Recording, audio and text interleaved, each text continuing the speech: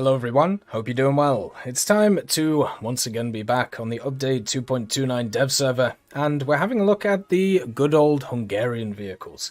This is a set of vehicles that is coming as a sub-tech tree for the Italians, bolstering their ranks in the form of ground. You can see here that the vast majority of them are going to be in the right-hand line of the tech tree, kind of adding to the event or premium vehicles we've had in the past for the Hungarians, including the Turan, the Zrínyi, and also a few others. So you also have a few here to kind of bolster the AAs of the mid-tiers, the good old ZSU-23 and the Shilka, which we've seen many times. So in this video, we're going to go through each of them, kind of show you what they're about, and then also we'll do some individual videos on probably all of them, or maybe a few of them, depending on how I feel over the next few days. First of all, we start off with the Csaba, or the Csaba. This is a rank 1 battle rating 1.3 little armored car. It has access to a 20mm solid turn QF36M cannon. This cannon is not very powerful. One thing I do want to note though is because they brought in the new rank 1 changes, it's not actually attached to anything, so it's just kind of by its lonesome over here, which is pretty sad. But the Csaba itself, with the 20mm, doesn't really pen too much. Right now it's a little bit buggy as well, like the audio sound that you hear from the vehicle is actually, I believe, from the Italian 20mm, so it sounds like it's a lot quicker than it actually is in terms of shots fired. It has not great pen, 35mm at most, and also not a great amount of explosive mass either. So yeah, you're going to be relying on the artillery support, and also the fact that this is battle rating 1.3, so it won't take you that long to research. It's a little bit quick, 95 horsepower for 6 tons. It has a 4-man crew, so if one of them dies, you can just keep going, and also it doesn't have a ton of armor. So there's not a lot to like about this vehicle, apart from it's pretty low BR, and you'll have fun time just wandering around, shooting people, and hopefully not run into too many Panzer IIs. Then you got the Turan I, the first Turan, which is in the lineup. This one has some spaced armor on the side of it, which is really cool. It also has some decent armor on the front of it for 2-3, but the problem is, with these Hungarian vehicles and a lot of others, is it's completely flat. So even though it's 50mm and that's quite nice, it ain't angled at all, so it's still just 50mm. If they put like a 20° or like a 30° impact angle, what you're looking at here is so much better. Like if you just do this right at 20mm, you can see it's already increased by like, about 10%. And if they added even more, it would have been just fantastic. But they haven't, so the armor will be quite easy to punch through, very similar to Panzer IVs with their flat areas, which I suppose are also fat. So the crew of 5, you got 3 in the turret, 2 in the hull as well. You have a 40mm Mavag 41M gun, and also a backup an 8mm coaxial, and some smoke grenades. They're booty grenades, you can see them on the back here. They do have the new new visual graphic of the sparks, which is super nice. So yeah, it's a pretty bog standard little medium tank. Don't think it's really going to do too much, but it's a kind of lineup filler, which is nice. 69mm a pen at most on the APHE-BC. The AP-BC, which I think will be the main round, pens up to 80mm, and hopefully you don't run into too many things which have too much armor, so you can't pen through it. It does get artillery, and of course the smokes we talked about, and the turret rotation, to be honest, ain't that bad, and the gun depression is not too shabby either. It does have quite a nice weak spot, I've just realized, of 25mm here. So anything with HE that can pen that is just going to nuke the turret at that time. The Zrínyi II is the next vehicle. This is an SPG, and it has a 105mm Mavag 40-43M, very much a short-barreled, low muzzle velocity donk cannon, very similar to what you see from the Semaventes, and also, of course, Stugs, or the Stus, is probably more standard. Has some spaced armor on the side once again, and also some add-on track armor, which is quite nice. So it has 75mm on the front, which isn't great. It's not the best. Once again, a lot of vehicles can pen through this, but the add-on armor, the 20mm, now makes that 100mm in most areas. That's quite good. You know, that's pretty decent for the BR that you find it at, and also on the lower glacis, it isn't great either, so angling that is a must if you want to try and stay alive. And then because you're a turreted vehicle, or sorry, a non-turreted vehicle, it's going to be rough with the turret traverse, but that's something you got to work out to make sure to survive the first hit. Doesn't have any coaxials, doesn't have any machine guns or nothing, just has the donkey gun with an 11.5 second reload with a 4-man crew, all in the front of the vehicle as usual, so if you pen the front, the thing dies. It does have a engine in the back, 260 horsepower, which ain't too bad.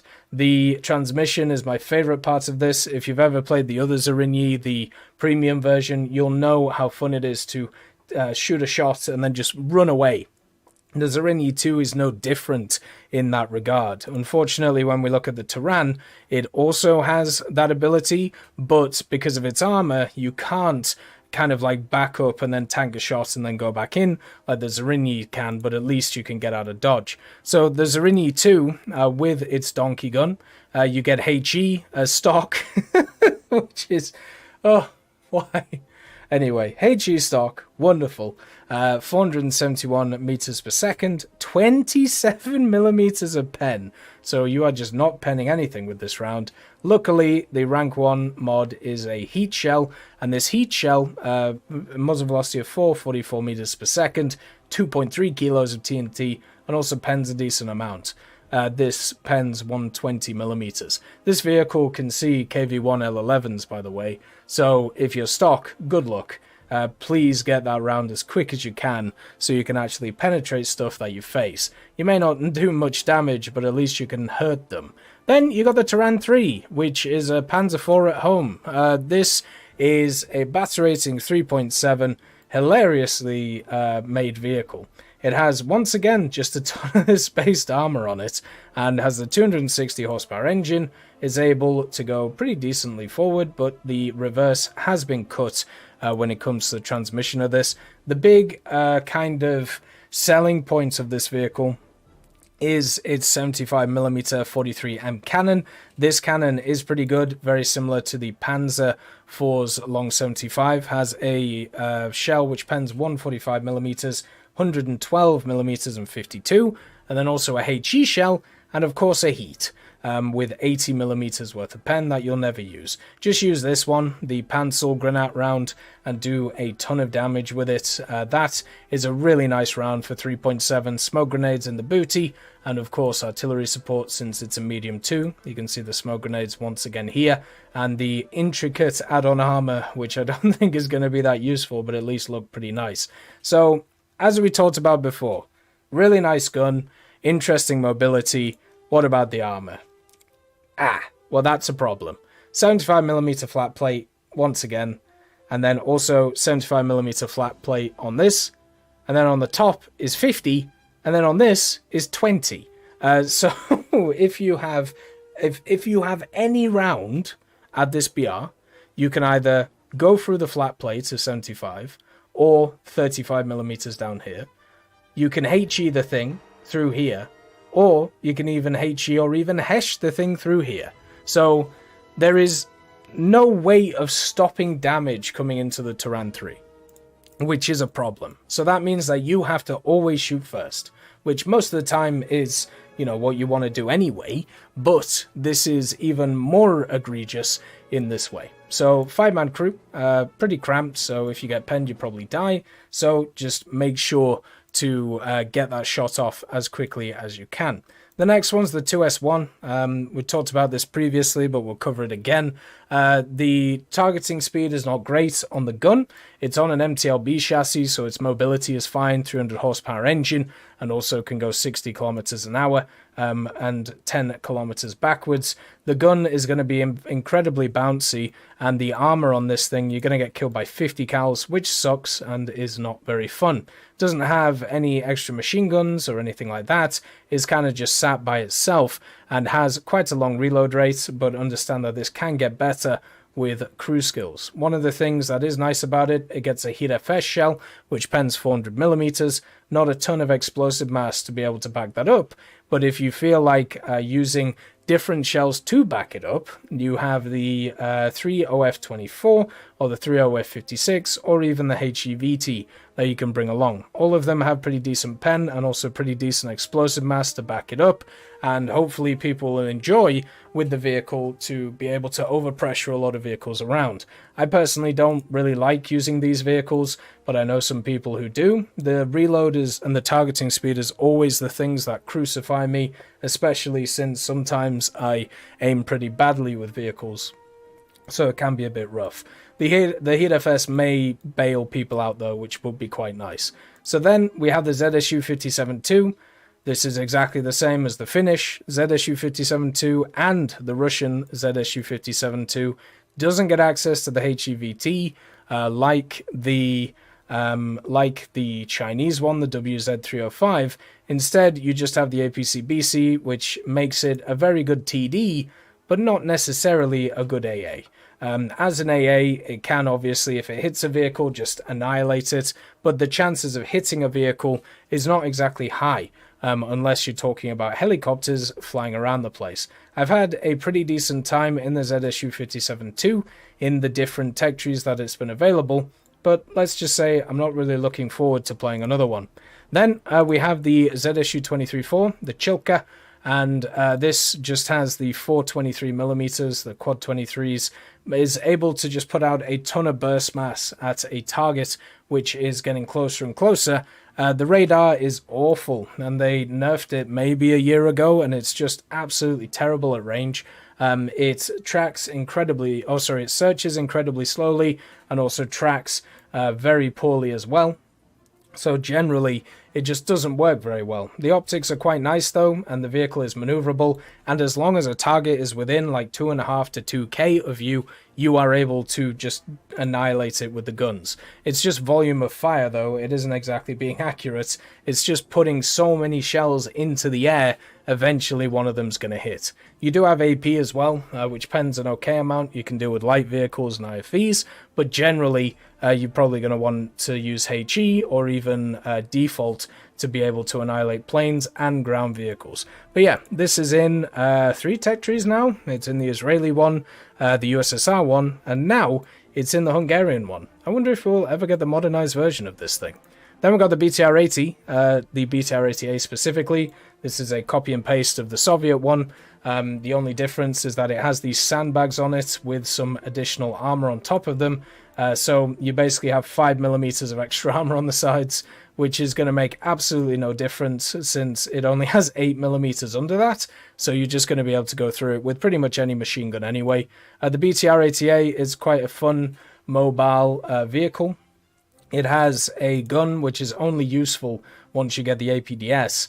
If you have any of the other rounds, it generally just doesn't really work too well. But as a very aggressive scout, it can do great. But the problem with something like a very aggressive scout is once you get to areas and you scout a bunch of enemies and you're kind of sat there waiting for your team to do something. If they don't do anything, then what can you do? Like you just don't do anything, and that's the problem with this type of vehicle. Also, Italy has a ton of really good light tanks, especially around these BRs, so I suppose it's nice to see, but it's not really going to make too much of a difference. Also has some barbed wire or chicken wire on the back, which is interesting, I suppose, to make it a little bit more unique, getting very much Israeli vibes from this vehicle.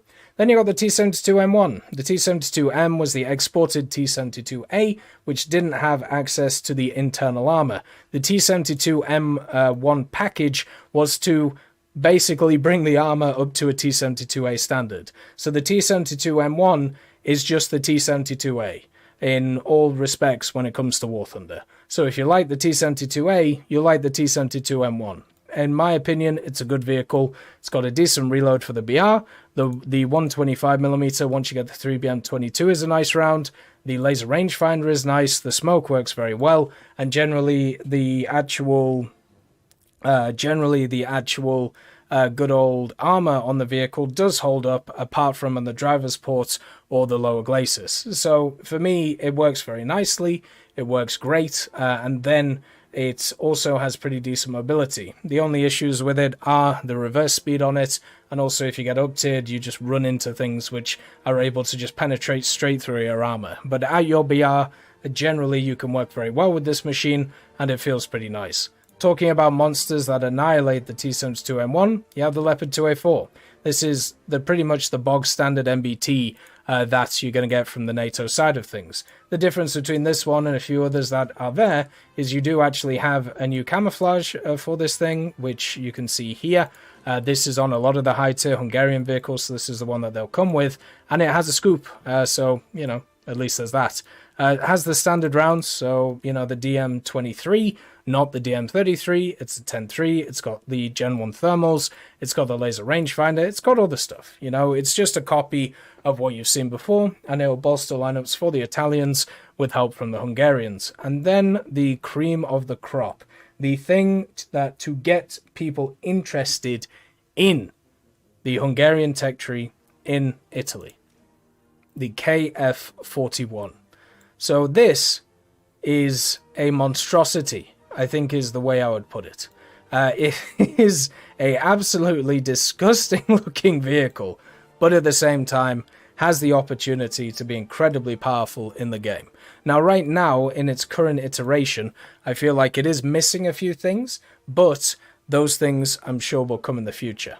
So its main gun is a 30mm, very similar to the 30mm you have in the Puma IFV in the German tech tree. It's stabilized, it has access to APF-STS, and this pens over 100mm and is very powerful, especially on the side of vehicles and also through weak spots. It also has the LWSLR, the really nice thermals, and also the improved optics to keep it, you know, going pretty effectively. Has a really nice smoke grenade package, so you can use it to kind of push out and then you know, and then move around after getting into a bit of trouble. It has a remote control turret with a 50 cal on it, which is super nice against helicopters and other light threats. It also has a APS, but the APS doesn't work right now, so we'll see what that comes in when it actually appears. It also has fire and forget missiles in the form of the Spike LR2 MR ATGM. So this is kind of the crowning thing on this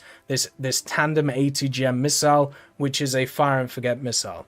Now, in its general testing, obviously in test drives, the big difference between using this thing and fighting, you know, enemies in test drive and then on the server is desync, and also usually people are moving in general matches. So whenever you see these like missiles and how much they're able to do, always take that into account. And with this, you only get 2 of them at the moment. So you get 2 Spike LR2 MRs. I don't know whether this thing will get more of them or if it will just be stuck with only 2 of these missiles. But they are quite good. You know, they are quite decent. Survivability-wise, it's a lot less than the Puma. The reason why the Puma is super survivable is there's nobody in the turret, and all you can do is cook off the ammo.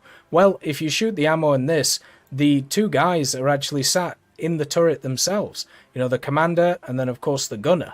So if you hit the ammo, the whole thing's going to pop. So you can't go hull down in this thing and then everybody's just hunky-dory. Instead, you're going to be a lot less survivable, so it'll be more about trying to get the missiles and trying to get them, you know, to use, and then back up with the 30mm with the rat-a-tat-a-tat-a-tat. It has a 1155 horsepower engine. It also has a transmission, which means that you can go fast pretty quickly and then also move around at a pretty good click. But I would actually say that it isn't as responsive as some of the other vehicles that I've had.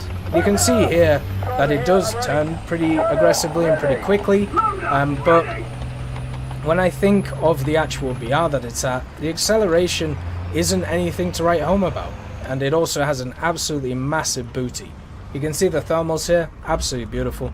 And then also the fire and forgets. So you can lock onto a target, you can look anywhere, it fires in, and you can see the missile basically tracking by itself, hitting the target, and then just kind of doing damage or just maiming it. So these things are going to be kind of nuts. You can do it in third person too. So the target's there, fire the missile, goes up, and then it will come down by itself while you're moving away. So the amount of damage that the missile does, we'll have to see what goes on with it. The gun, obviously being the 30, is going to do a decent amount, especially against lightly armored targets. But yeah, I'm a little bit cautiously optimistic about this vehicle, but I just wish it had a few more missiles to make it a little bit better. So that is all of the Hungarian tech tree to start with. A few copy-paste vehicles, also some unique stuff, and also a massive amount of room for great expansion. As always, I hope you have a wonderful day, and I'll see you next time.